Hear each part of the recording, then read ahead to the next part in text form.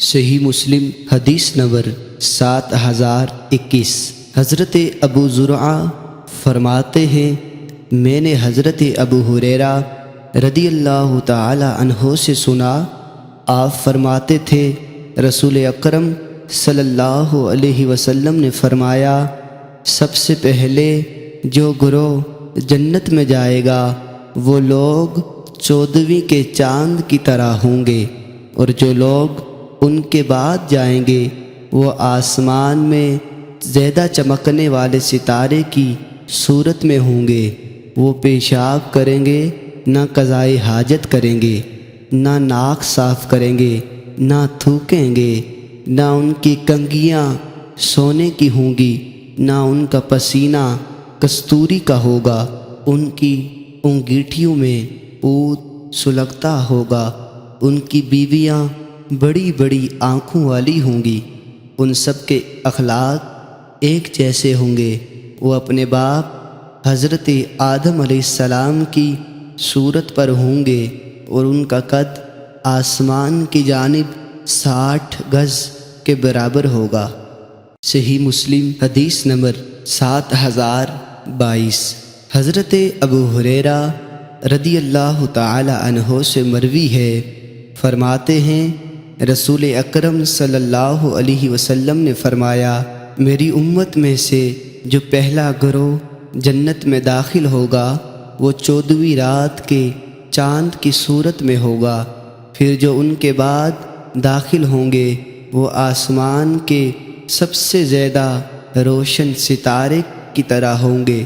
پھر وہ درجہ بدرجہ ہوں گے، وہ قضائے حاجت کریں گے، نہ پیشاب کریں گے، نہ ناک صاف کریں گے، نہ تھوکیں گے، ان کی کنگھیاں سونے کی ہوں گی، اور ان کی انگیٹھیوں میں عود کی خوشبو ہوگی، ان کا پسینہ کستوری کا ہوگا، ان کے اخلاق ایک آدمی کے اخلاق کی طرح ہوں گے، ایک جیسے ہوں گے، وہ آدم علیہ السلام کی طرح 60 گز لمبے ہوں گے۔ ابو قریب کی روایت میں ہے کہ سب کی جسمانی ساخت ایک جیسی ہوگی، اور ابن ابی شیبہ کی روایت میں ہے کہ اپنے باپ حضرت آدم علیہ السلام کی صورت پر ہوں گے۔ صحیح مسلم حدیث نمبر 7023۔ حضرت ابو ہریرہ رضی اللہ تعالی عنہ نے فرمایا، حضرت ابو ہریرہ رضی اللہ تعالی عنہ نے رسول اکرم صلی اللہ علیہ وسلم سے متعدد احادیث روایت کی ہے، ان میں سے ایک حدیث یہ ہے کہ جنت میں سب سے پہلا جو گروہ داخل ہوگا وہ 14ویں کے چاند کی طرح ہوں گے، وہ وہاں تھوکیں گے، نہ ناک صاف کریں گے، نہ ہی وہ جنت میں رفع حاجت کریں گے، اس میں ان کے برتن اور ان کی کنگھیاں سونے اور چاندی کی ہوں گی، ان کی انگیٹھیوں میں خوشبودار لکڑی عود سلگتی ہوگی، ان کا پسینہ کستوری کی طرح خوشبودار ہوگا، اور ان میں سے ہر ایک کی 2 بیویاں ہوں گی جن کی پنڈلیوں کا مغز گوشت کے باہر سے نظر آئے گا، اور یہ ان کے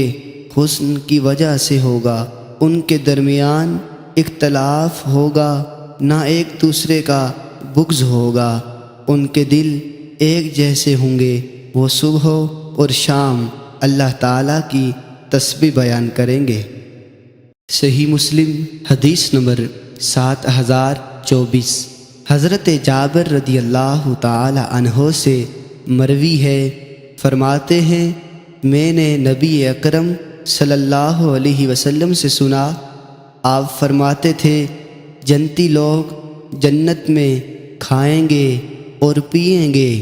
لیکن نہ اس میں تھوکیں گے، نہ پیشاب کریں گے، نہ قضائے حاجت کریں گے، اور نہ ہی ناک صاف کریں گے۔ صحابہ کرام رضی اللہ تعالی عنہم نے پوچھا، ان کا کھانا کہاں جائے گا؟ آپ نے فرمایا، ایک ڈکار آئے گا اور پسینہ کستوری کی طرح ہوگا، ان کو تسبیح اور حمد کا الہام اس طرح ہوگا جس طرح سانس آتا جاتا ہے۔ صحیح مسلم حدیث نمبر 7025۔ امام مسلم رضی اللہ تعالی عنہ نے اس حدیث کی ایک اور سند ذکر کی ہے۔ صحیح مسلم حدیث نمبر 7026۔ حضرت جابر رضی اللہ تعالی عنہ سے مروی ہے کہ رسول اکرم صلی اللہ علیہ وسلم نے فرمایا، جنتی جنت میں کھائیں اور پئیں گے، لیکن وہ اس میں رفع حاجت کریں گے، نہ ناک صاف کریں گے، نہ ہی پیشاب کریں گے، لیکن ان کا کھانا ڈکار کی صورت میں زائل ہو جائے گا۔ وہ ڈکار مشک کی طرح خوشبودار ہوگا، ان کو تسبیح اور حمد کا الہام ہوگا جس طرح سانس آ جاتا ہے۔